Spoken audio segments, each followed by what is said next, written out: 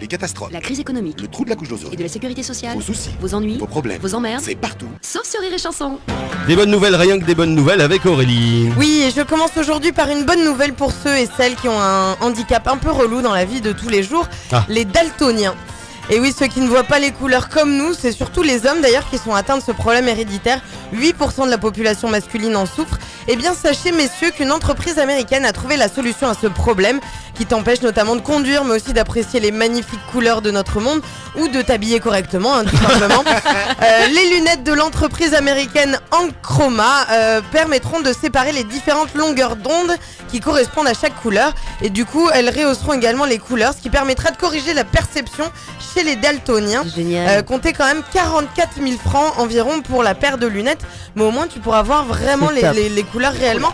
Il y a une vidéo qui accompagne cet article et c'est assez touchant de voir les réactions des personnes qui n'ont jamais vu les couleurs telles qu'elles sont. Waouh. Ouais, c'est beau. On se rend pas compte de la chance qu'on a. Ben non. On s'en rend compte quand on l'a plus. On reste. Ça se trouve, notre studio est magnifique. Ça se trouve, le studio est magnifique, mais non. On est daltoniens. On reste aux States avec une autre innovation qui peut donner de l'espoir aux familles qui ont perdu un proche. Oui, car une société américaine tente une expérience assez incroyable.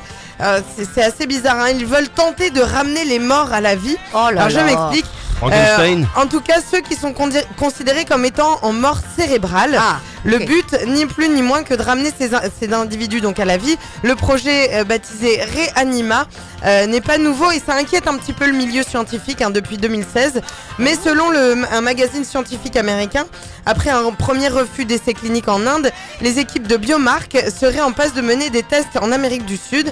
Alors pour l'instant, c'est testé sur des animaux qui sont touchés par des mélanomes ou des traumatismes crâniens. Mais qui lutte aussi contre le vieillissement cutané. Le mélange de cellules souches et de protéines baptisé BQA, c'est un peu technique, n'a jamais été testé sur des êtres humains en état de mort cérébrale.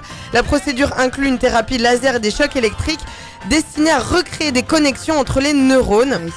Alors, la question reste... C'est génial. La question reste quand même dans quel état vont se réveiller les personnes. Une vraie question éthique, mais qui pourrait sauver des vies finalement. Surtout qu'ils risquent plus rien. Oui, non, ils sont en état de mort cérébrale. Effectivement, il n'y a pas de. On va être un merdier pour l'héritage.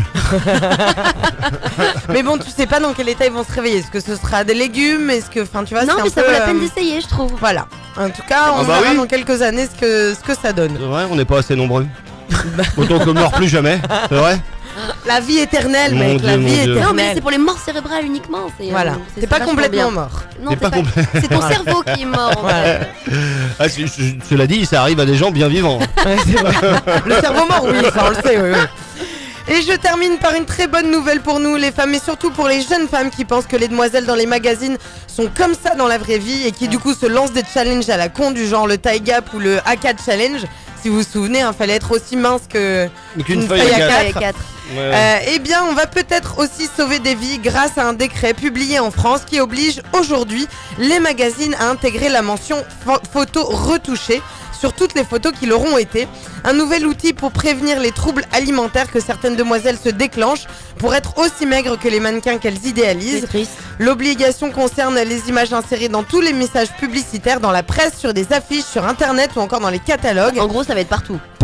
Partout, il y aura une photo retouchée. Il faudra mettre photo retouchée toutes dessus. les photos, en fait. Pour que, oui, quasiment toutes les photos d'aujourd'hui.